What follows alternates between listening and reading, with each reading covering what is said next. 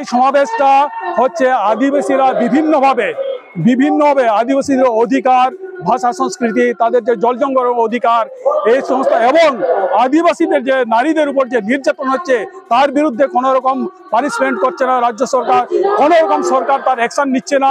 এবং এই যে অধিকার, সংরক্ষণের অধিকার, জল জমির জঙ্গলের অধিকার, এবং আমাদের যে হস্টেল, আদিবাসী ছেলেরা যে হস্টেলে থেকে পড়াশোনা করতো, যেটুকু যা সুযোগ সুবিধা পেত, সেটা আজকে সমস্ত হস্টেল বন্ধ।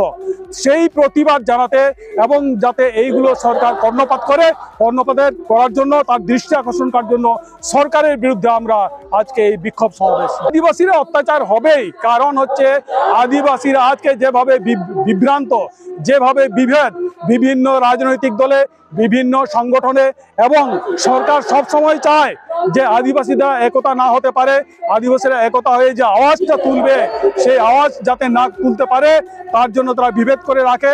এবং এই বিভেদ অবস্থায় যখন আমরা থাকছি তখন আমাদের অধিকার যাতে দিতে না হয় তার যে প্রতিবাদ আওয়াজ, সেই প্রতিবাদ আওয়াজ আমরা তুলতে পারছি না, আমরা দুর্বল হয়ে যাচ্ছি। সেই জন্য এই সরকার সবসময় চায় যে আদিবাসীদের কোনো অধিকার দেওয়া হবে না, সেই জন্য আমাদের উপর এই ধরনের অত্যাচার চলছে। একদম ঠিক, ইংরেজরা যেমন ইংরেজ পিরিয়ডে আমাদের অত্যাচার করেছে, বিভিন্নভাবে ফিজিক্যাল হ্যারাস করেছে, মারপিট করেছে, জীবন আমাদের নিয়েছে, কিন্তু ইংরেজ চলে যাওয়ার পরেও আমাদের দেশে যারা ইংরেজ থেকে গেছে, তথাকথিত এখানকার যারা সুসভ্য জাতি, দিকু জাতি, তারা আমাদের উপর কোনো অংশে অত্যাচার কম নয়। তখনকার অত্যাচারের প্যাটার্নটা আলাদা ছিল, এখনকার অত্যাচারটা অন্যভাবে আমাদের ইলেকট্রনিক্স পদ্ধতি আমাদের অত্যাচার করছে। আমাদের যে অধিকার কিভাবে আমাদের হরণ করছে, আমাদের যে জলজঙ্গলের অধিকার কিভাবে আমাদের দিচ্ছে না, এবং এই যে আদিবাসী মহিলাদের উপর যে অত্যাচার হচ্ছে তাদের বিরুদ্ধে কোনো ধরনের পানিশমেন্ট বা শাস্তির ব্যবস্থা হচ্ছে না।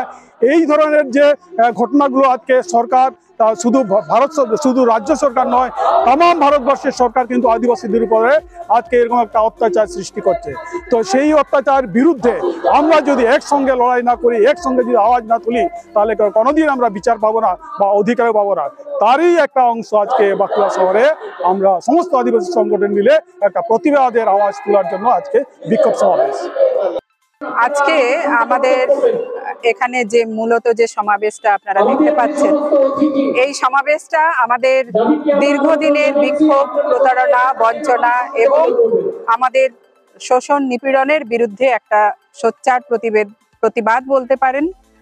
এটা আমরা করতে বাধ্য হয়েছি কারণ আমাদের যে দাবি দাওয়াগুলো আমরা আজকের এজেন্ডা হিসেবে যেগুলোকে আমরা তুলে ধরার চেষ্টা করছি বা আমরা বিক্ষোভ প্রদর্শন করছি, সেটা মূলত আমাদের ফেক এসটি যেগুলো আছে, যেগুলোকে আমরা দীর্ঘদিন ধরে বিভিন্ন জেলায় জেলায় গোটা রাজ্য জুড়ে আমরা সরকারকে বারবার বলেছি, বারবার আমরা তার প্রমাণ তুলে দিয়েছি, তথ্য তুলে দিয়েছি, এবং সেখানে ফেক এসটিদের নির্মূলকরণ বা তাদেরকে সরানোর এবং একজন প্রকৃত এসটি ভাই বোনরা যাতে সেই জায়গায় সুযোগ পায় তার আপ্রাণ চেষ্টা এবং আবেদন আমরা রেখেছি।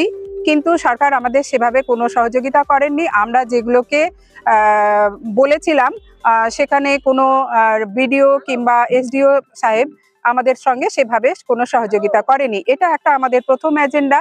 এছাড়া আছে আমাদের বীরভূমে, আমরা দেখেছি, শুধু বীরভূমটা আমরা এখন হাইলাইট করছি, কিন্তু এরকম জেলায় জেলায় আমাদের মহিলাদের ওপরে যে শোষণ, অত্যাচার, বঞ্চনা বা শ্লীলতাহানি চলছে, যেটা আমরা মনে করব কোনো আকস্মিক ঘটনা নয়।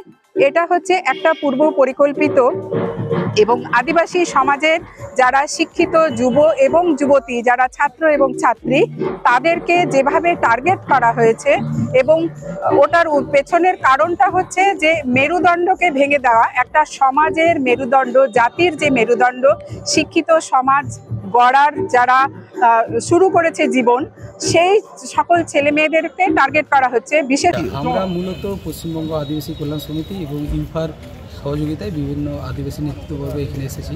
আমাদের মূল যে দাবিগুলো এটা হচ্ছে যে এই ফেক এসটি সার্টিফিকেট দূরীকরণের জন্য যে ইনভেস্টিগেশন কমিশন যাতে গঠন করা হয়, এটার একটা দাবি আছে। এরই সঙ্গে আমরা বলছি যারা যে সমস্ত সম্প্রদায় নন ট্রাইব তারা যাতে অনৈতিক উপায়ে বা বলপূর্বক এসটি তালিকায় অন্তর্ভুক্ত হতে না পারে, এই বিষয়টা একটা আছে। এরই সঙ্গে যে আদিবাসী অধ্যুষিত এলাকায় যে শয়ে যে আদিবাসী হোস্টেলগুলো বন্ধ আছে, ওইগুলো যাতে পুনরায় খোলা হয় এবং যথাযথ বিষয়ভিত্তিক শিক্ষক নিয়োগ হয়, এইটা আছে। এরই সঙ্গে আরও যে দুটো ইম্পর্ট্যান্ট পয়েন্ট, এটা হচ্ছে রাজ্য জুড়ে আমরা দেখেছি আদিবাসী নারীদের উপরে অত্যাচার চালানো হচ্ছে। ওই অত্যাচার, খুন, ধর্ষণ এইগুলো রোধে যারা প্রকৃত দোষী তাদের যথাযথ অ্যাজ পার অ্যাক্ট বা অ্যাজ পার ল যা কিছু আছে সেই অনুসারে যাতে প্রশাসনের মধ্যে চলে। এরই সঙ্গে 2006 বনাধিকার আইন এবং যেটা গ্রাম সভা, এইটা যাতে মান্যতা দেওয়া হয়, এই মূল 5টা দাবি নিয়ে আজ আমরা এখানে এসেছিলাম। জেলা শাসকের দপ্তরে এসেছেন, কি হলো? আজ জেলা শাসকের দপ্তরে এসেছি। আমাদের আদিবাসীদের সাথে অধিকাংশ সময় যা হয় এবারেও তাই হচ্ছে। আমরা 1 মাস আগেও এসেছিলাম, ইন্টিমেশন দিয়েছিলাম, এবং গত 4 দিন আগে এসেও আমরা তার রিমাইন্ডার লেটার দিয়েছি, মানে মেল করেছি, ফোন করেছি, কিন্তু কোনো এক অজ্ঞাত কারণে জেলা শাসক বলছেন ওনার আদিবাসীদের সঙ্গে দেখা করার সময় নেই। উনি এটাকে অন্যভাবে বলছেন যে উনি মিটিংয়ে ব্যস্ত আছেন বা অন্য গুরুত্বপূর্ণ কাজ। এই আমাদের যে ইস্যু বা আদিবাসীদের ওনার কাছে গুরুত্বপূর্ণ বলে মনে হয়। রাজ্যের মুখ্যমন্ত্রী না, এখনও পর্যন্ত ডেপুটেশন দিইনি এবং এডিএম জেনারেল বলছেন নেবেন। তো মানে সেই ক্ষেত্রে আমরা পশ্চিমবঙ্গ আদিবাসী কল্যাণ সমিতি এবং ইউফার পক্ষ থেকে এটাই মানে সিদ্ধান্ত নেওয়া হয়েছে যে একজন গিয়ে ওনাকে শুধু চিঠিটা ধরিয়ে আমরা রিসিভ কপি নিয়ে এখানে চলে যাব। এই যে জেলা শাসক আমাদের সাথে দেখা করতে চাইলেন না, এটা আপামর আদিবাসীদের অপমান বলে আমরা মনে করছি। একাধারে হোস্টেলগুলো বন্ধ হচ্ছে, একাধারে আদিবাসী নারীদের উপর অত্যাচার হচ্ছে, ইত্যাদি হচ্ছে, এগুলো আপনারা সামলাচ্ছেন না। আবার যখন আমরা এই ইস্যুগুলোকে অ্যাড্রেস করছি, আপনারা কিন্তু কোনোরকমভাবে আদিবাসীদের ইস্যুতে কর্ণপাত করছেন না। রাজ্যের উন্নয়ন বলতে এই আদিবাসীদের উন্নয়নের যে টাকা, ওটা জঙ্গলমহল উৎসব হোক বা জয় জোহার হোক ইত্যাদিতে যথেষ্ট পরিমাণে অপচয় করা গেছে। যেখানে শিক্ষার মতো ইস্যুতে আমরা বারে বারে বলছি জঙ্গলমহলের আদিবাসী হোস্টেলগুলো বন্ধ, সেখানে কোন ধরনের উন্নয়নকে আপনারা বোঝেন বা আরও অন্যান্যরা বোঝেন ওটা আমরা জানি না। কোনো একটা জনজাতি বা কান্ট্রির প্রকৃত উন্নয়ন হচ্ছে সেই দেশের কতজন নাগরিক শিক্ষিত। এবারে যদি আদিবাসী হোস্টেলগুলো বন্ধ হয় তাহলে কি হচ্ছে আপনারা এবারে একটু মানে চিন্তা করে দেখুন। আপনাদের এই বিভিন্ন দাবি দেওয়ার ব্যাপারে মুখ্যমন্ত্রী কোনো সদর্থক ভূমিকা পালন করছে না? এখনও পর্যন্ত মুখ্যমন্ত্রীর পক্ষ থেকে কোনো সদর্থক ভূমিকা নেই। আদিবাসীদের উন্নয়নের টাকা কখনো বলছেন যে 11.5 কোটি টাকা ধামসা মাদল। আরে আমরা ধামসা মাদল চাই না, আমরা শিক্ষা চাই। এই জিনিসটা পরিষ্কারভাবে বুঝুন। এবং আমরাও মানুষ, আমরা এই দেশের আদিম নাগরিক, আমাদেরকে হিউম্যান বিং বা মানুষ হিসাবে যে সম্মান, ওই সম্মানটুকু দিন। এবং যে অ্যাট্রোসিটি অ্যাক্ট এইগুলো আদিবাসীদের রক্ষার জন্য যেগুলো আছে, এগুলো যথাযোগ্য জায়গায় যথাযথভাবে প্রয়োগ করুন, তাহলেই হবে। আমাদের আলাদা কোনো দিন